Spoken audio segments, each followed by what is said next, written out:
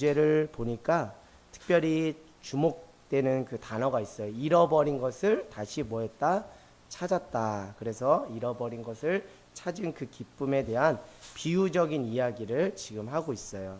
여러분들도 잃어버린 것들 되찾은 경험 다 있으시죠? 내가 정말 소중히 여기고 내가 귀하게 여기는 그 물건이든지 어떤 것이든지 그것을 다시 찾았을 때 그 기쁨은 이루 말할 수 없어요. 그런데 안타깝게도 우리가 살아가면서 잃어버린 것들을 또 다 찾는 건 아니에요. 잃어버린 것들을 그냥 잃어버린 채로 그냥 묻어 버리는 그런 인생의 사건과 스토리도 많아요.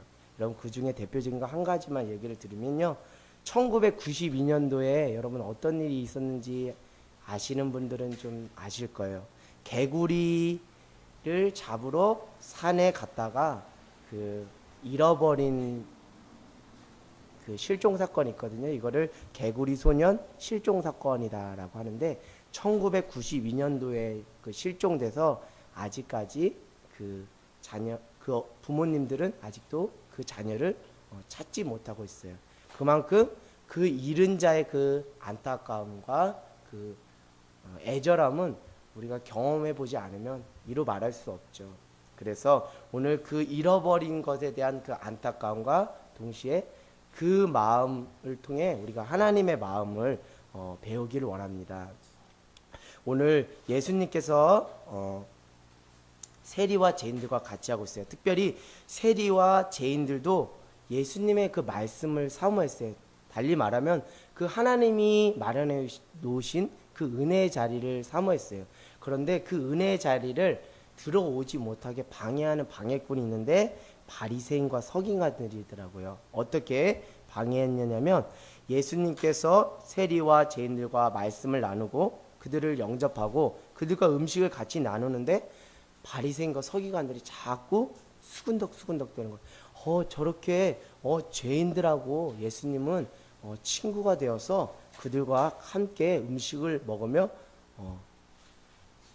동행한다라고 손가락질을 하기 시작했어요. 이것을 예수님이 들었을까요? 못 들었을까요? 들었어요. 예수님이 들었기 때문에 오늘 3절에 이렇게 말합니다.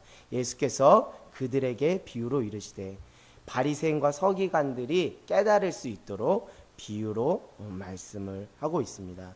여러분 바리새인과 서기관들은 어떤 사람인지 여러분 성경 말씀을 통해서 너무나 잘 알죠? 이 사람들의 그 특징을 잘 알 거예요. 그런데 여러분 저는 이 사람들을 이렇게 말하고 싶어요. 바리새인과 서기관들은 잃어버린 것에는 관심이 전혀 없고 무조건적으로 자기 성만 구축하려고 하는 거예요. 그러니까 뭔가 잃어버린 것에 대한 그 안타까움으로 그것을 찾고자 하는 그 간절함이 없이 자기가 지금 누리고 있는 어떤 기득권을 내려놓지 못하고 포기하지 못하고 그냥 그것만을 누리고 그것에 안주하려는 사람의 그 모습이 바리새인과 서기관에 있어요. 정말 거대한 성을 쌓거든요. 지금 바리새인과 서기관은 정말 율법으로 완전해지고자 하는 그런 행위적인 열심으로 정말 자기 나름의 하나님 앞에서 정말 신앙의 그 순수함과 그 거룩함을 지킨다는 명목하에 엄청 큰 성을 쌓았어요. 정말 규모가 엄청 커요. 정말 율법으로도 흠이 없이 살아가기 때문에 그 나름의 큰 성을 쌓았어요. 근데 여러분 안타까운 것은 그 성을 쌓긴 쌓았지만 그 성에 어떤 사람도 들어가 쉴 만한 공간이 있어요? 없어요? 없어요. 그렇게 율법의 행위로 그렇게 정말 신앙의 그 거창한 성을 쌓긴 했지만 정작 그 성 안에서 정말 쉼과 회복을 누릴 수 있는 사람은 한 사람도 있지가 않은 거예요. 오늘 바리새인과 서기관은 그 성을 쌓지만 그 세리와 그 죄인들을 자기 마음에 품지를 못했어요. 그러나 예수님은 그들을 품고 그들의 친구가 되어주시고 이제 예수님은 그들의 마음속에 깊이 들어가기 시작한 거예요. 여러분 나이가 들면서 또 사람이 된다는 것, 다시 말해서 신앙인이 된다는 것은 자기 마음에서 더 많은 한 살 한 살 먹으면서 더 많은 사람들을 품을 수 있는 마음을 준비하는 것이라는 생각이 들어요. 여러분들이 인생의 규모를 늘리면 늘릴수록 그 규모에 맞는 그 푸근함과 그 넉넉함으로 많은 영혼들을 품는 참된 인간이요 동시에 참된 신앙인이 되는 저와 여러분이 되길 원합니다. 그 마음은 어디서부터 출발할까요? 그것은 하나님의 마음으로부터 출발하는 줄 믿습니다.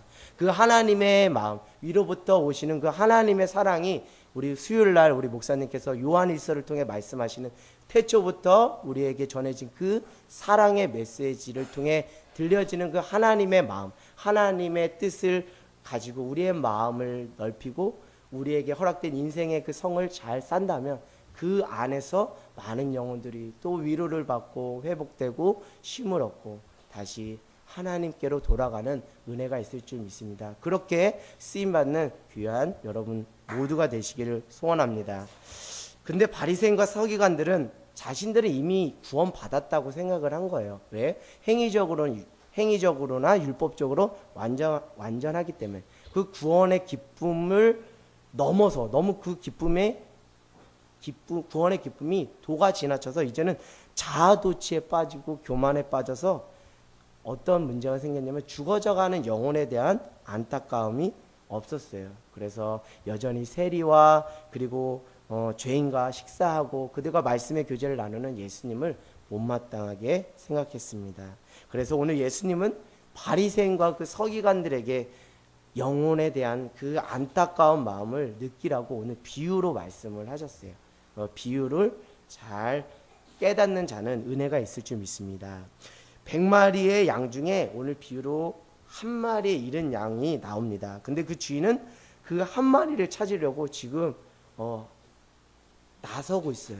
근데 어떻게 한 마리를 찾으러 나서는지 아세요? 여기 말씀을 보니까 4절에 보니까 99마리를 어떻게 했다 그래요? 들에 두고 그 잃은 한 마리를 찾아 나섰다라고 이렇게 이야기하고 있습니다.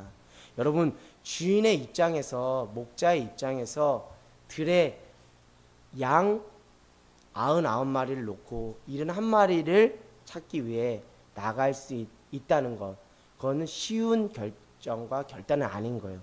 왜요? 들에 놓은 99마리가 또 산산이 뿔뿔이 흩어져 버릴 수 있는 위험수가 있기 때문이에요. 그러나 오늘 이 이야기는 팩트가 아니라 뭐라고 해요? 비유로 말씀했어요. 이 비유라는 건 어떤 사실 그것이 그 현실에서 이루어지는지 안 이루어지는지 그것에 포커스를 맞추는 것이 아니라 이 비유를 통해 하나님의 메시지, 하나님의 뜻, 하나님의 마음을 듣는 것이 제일된 목적이기 때문에 뭐 이것이 현실적으로 가능하네 불가능해 이거를 우리가 논할 그것은 아닙니다. 그런데 그 이야기의 결말은 어때요? 99마리도 들에서 잘 있고 잃은 한 마리도 뭐 했다 그래요? 잘 찾아서 이제 양이 몇 마리가 됐다는 거예요? 총 100마리가 됐대요. 그 한 마리를 어깨에 메고 이제 나와서 내가 그토록 찾고자 하는 그 한 마리를 찾았으니 나와 함께 이 기쁨에 동참하자라고 이렇게 말하고 있습니다. 여러분 이 이야기는 비유라고 말씀드렸어요. 그래서 여기서 말하는 양은 뭐예요? 성도를 말하는 거예요. 믿는 그리스도인을 말하는 거예요. 자, 그러면 여기서 목자는 우리가 흔히 알 수 있는 목회자라고 이해하면 될 거예요. 그래서 여러분 다시 이 비유를 현대적인 감각으로 풀어서 말씀드리면 목회자가 99명의 성도를 놓고 한 명의 성도를 찾으러 나갔다라고 이해하시면 돼요. 비유적으로 해석하면 그렇게 이해할 수 있어요. 근데 여러분 이게 가능할까요? 현실의 목회 안에서 이것이 가능할까요? 잃어버린 한 영혼을 찾기 위해 목회자가 나갔어요. 그리고 99명의 성도를 내버려 두고 나갔어요. 이거 가능할까요? 근데 여러분 이것은 목회자 혼자 할 수 있는 일일까요? 목회자 혼자 이것을 감당할 수 있을까요? 아니에요. 한 가지 더 감당해야 될 성도의 몫이 있는데 그것은 뭐예요? 99마리의 양이 그 들에 그 자리를 뭐 했어요? 뜨지 않고 뭐 했어요? 지킨 것처럼 99명의 그 성도가 밤이나 낮이나 비가 오나 눈이 오나 목회자의 그 마음으로, 특별히 잃어버린 영혼을 찾아 나서는 그 목회자의 심정을 가지고 자기가 처해진 자리, 자기가 있어야 될 그 자리를 잘 지킬 때만 이것이 그 비유가 현실의 목회 상황에서도 가능하다는 생각을 해보게 되었습니다. 여러분, 그렇다면 우리가 어떤 자리를 잘 지켜야 될까요? 특별히 저는 여러분한테 한 가지의 자리를 안내할까 합니다. 그것은 무엇이냐면 중보 기도의 자리를 잘 지키면 좋을 것 같아요. 여러분, 목회자가 영혼을 찾아 나섰어요. 그러면 여러분 중보의 기도의 자리, 꼭 여기서 공간적으로 교회에 나와서 기도하는 것만을 말하는 것이 아니라, 여러분 더 룸 보셨죠? 워룸인가요? 워룸이란 영화를 통해서 알 수 있듯이 각자의 그 방에 기도의 방을 마련해서 중보자가, 목회자가 정말 잃어버린 영혼 때문에 안타까운다는 것을 여러분이 안다면 여러분들도 그 기도의 자리, 중보의 자리에서 함께, 그 목회자의 마음은 결국 하나님 아버지의 마음이죠. 그 하나님의 아버지의 마음으로 같이 그 중보의 자리, 그 중보 기도의 자리를 잘 지킨다면 이것은 비유적인 이야기가 아니라 현실에서도 충분히 그렇게 실현 가능한 이야기다. 그러나 제가 거듭 말씀드린 건 이 목회자만 혼자 할 수 있는 것이 아니라 성도로서 그 자리를 잘 지켜줄 때 가능하다라는 생각을 해보게 됩니다. 그런데 여전히 바리새인과 서기관들처럼 자기의 성만을 쌓고 한 영혼을 품지 못하는 성도 99명이 있다면 목회자가 선뜻 한 명의 영혼을 찾아 나설 수 있을까요? 왜요? 이 99명의 그 성도에 대해서도 노심초사하는 마음이 들기 때문에 가기는 가겠지만 선뜻 나서지를 못하고 선뜻 발을 뗄 수 없을 거예요. 그러나 여러분, 바리새인과 서기관처럼 자기 성을 쌓되 한 영혼도 품지 못하는 그 영혼이 아니라 정말 아버지의 마음, 그 중보자의 마음으로, 정말 하나님의 마음으로 영혼을 안타깝게 여기는 그 99명의 성도가 그 자리를 잘 지킨다면 잃어버린 그 한 영혼을 찾아 나서는 그 목자는 정말 기쁨과 그 가벼운 발걸음으로 그 영혼을 찾아 나설 수 있을 거예요. 여러분, 그 99마리가, 그 99명의 그 성도가 여러분이 되시기를 원합니다. 그러기 위해서 다른 거 여러분한테 부탁하기보다는 여러분이 있어야 될 그 자리를 잘 지켜주시면 감사하겠습니다. 특별히 믿음 안에서 먼저 된 자들이 그 자리를 잘 지키면 여러분 때가 되면 다 오게 돼 있어요. 줄줄이 사탕으로 다 오게 돼 있어요. 여러분들도 하늘땅교회에서 다 경험하셨잖아요. 가정 안에 한 명의 영혼이 있으니까, 특별히 서영이가 잘 쓰니까, 우리 강수로 권찰님 잘 쓰니까 우리 천용석 권찰님이 나왔고, 또 이성희 집사님이 잘 세워지고 송현희 송주가 잘 세워지니까 또 이상훈 형제님이 나오신 것처럼 여러분 자리만 잘 지키면 때를 얻든지 못 얻든지 영혼들이 주님께 돌아오는 은혜가 있을 줄 믿습니다. 오늘 성경 주석을 잠깐 말씀을 준비하면서 참고해 보니까 양 99마리는 어떤 비유를 말하고 있냐면, 분명한 구원의 확신 가운데 온전한 믿음으로 서 있는 신실한 성도를 말한다라고 이렇게 주석에 이렇게 써 있더라고요. 저는 오늘 이 자리에 나온 여러분들이 정말 분명한 구원의 확신과 그리고 온전한 믿음에 서 있는 신실한 그 자리를 잘 지키는 99마리의 양떼와 같은 귀한 성도라는 생각을 해보게 됩니다. 제가 이번 주 특별히 이제 여름 성경 성품학교가 이제 한 주 남았잖아요. 근데 느닷없이 주일부터인가요? 주일, 월, 화, 수 계속 비가 오는 거예요. 그러니까 저 나름에도 정말 특별히 그래도 제가 이렇게 또 계획하고 주도해서 하는, 또 정말 제가 앞서는 사역은 아니지만 또 하나님 저에게 맡겨주신 사역이기 때문에 또 부담감이 되더라고요. 이렇게 전도를 해서 한 영혼이라도 더 만나서 복음을 전하고 또 초청해야 되는데 비가 자꾸 오니까 정말 그 안타까운 마음들이 들더라고요.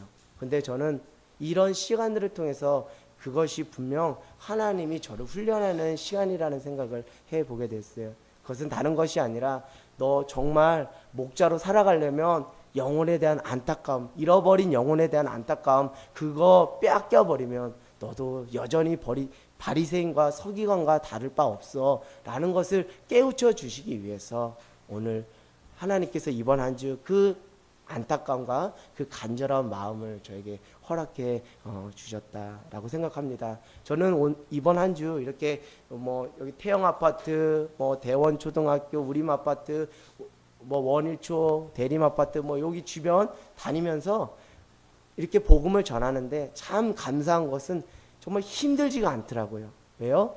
전하는 자의 기쁨이 제 안에 너무 은혜로 크게 충만하게 채워지니까 날씨는 더워서 사람들은 얼굴이 찌뿌둥하고 힘들어하지만 저는 그렇지 않았어요. 왜?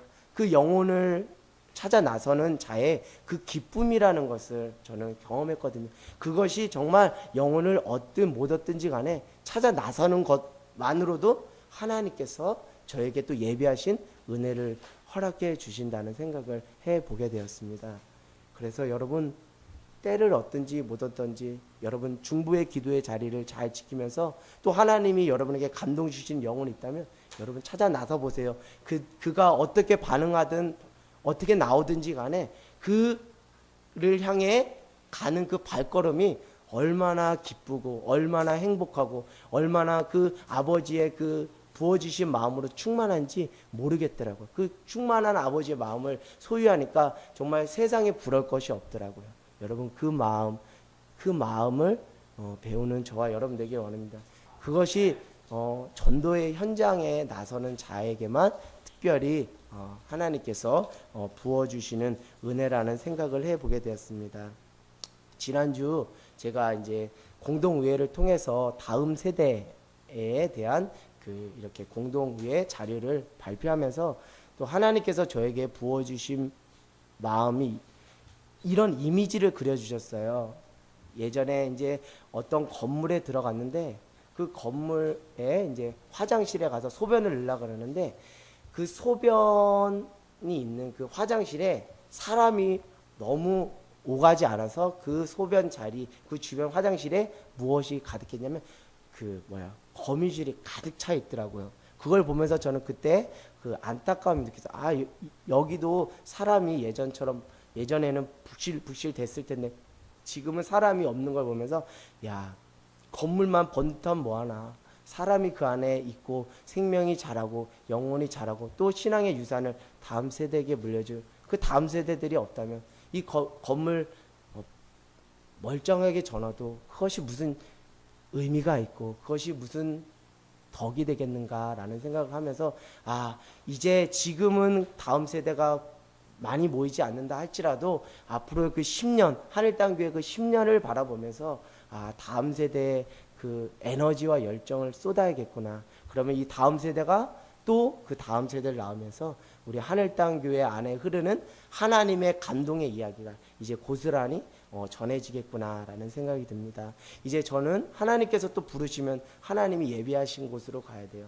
그러나 여러분 사도 바울이 자기가 개척한 교회에서 또 다시 와서 또 그 영혼들이 잘 자란지를 살폈던 것처럼 저도 이제 하나님이 허락하시면 또 기회가 되면 또 하늘땅교회 방문했을 때 여기 지금 앉아있는 또 더 많은 다음 세대들이 또 집사님도 되고 또 결혼하고 또 장가가고 시집가서 아이를 하나씩 이렇게 안고 그 예배하는 모습만 상상하면 그것처럼 기쁜 일이 없다라는 생각이 들어요. 우리 하람이 지금은 어리죠? 하람이도 이제 커가지고 뭐 고등학생입니다.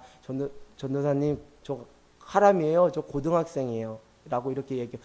우리 용현이 뭐 이제 제가 그때 목사님 됐겠죠. 목사님 저 이제 장가 가요. 막 이런 얘기를 들을 때 그 누군가가 저에게 청첩장을 보내면서 승준이가 저에게 청첩장을 보내면서 목사님 저 이제 결혼하니까 저 좀 와서 축하해 주세요. 그런 기쁨의 소식을 들을 때면 얼마나 기쁘겠는가 하는 생각이 들어요. 제가 모교회 일전에 그 장로님 권사님 취임식이 있어서 갔더니 기쁜 것 다른 것이 아니더라고요. 제가 주일학교 때 가르쳤던 영혼들이 지금도 그 자리를 잘 지키면서 청년이 되고 그 교회 일꾼이 되는 것을 보면서 그래도 부족한 교사로서 하나님의 쓰임을 받았더니 하나님께서 이렇게 또 열매 맺게 해주시는구나 라는 생각이 들었습니다.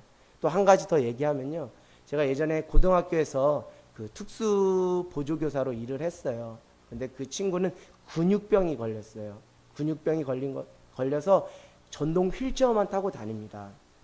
그래서 대소변도 자기 스스로 못 가리고, 그리고 수저 간신히 뜰 수 있는 그 힘만 있어요. 근데 제가 한 3년 전인가요? 3년 전인가 지하철에서 그 친구를 만났어요. 너무나 반갑더라고요. 근데 그때 대학교 4학년이었어요. 그 취업 스트레스 때문에 아주 근육병이 더 심하게 악화된 것 같아요. 이 손이 정말 마른 막대기 같이 이렇게 있는 걸 보면서 이제 그와 작별을 고하면서 안타깝고 속상하더라고요. 근데 최근에 지난 달인가요? 저희 사모님하고 제가 잠깐 밖에 나가는 일이 있었는데 그때 오산역에서 또 그 친구를 만났어요.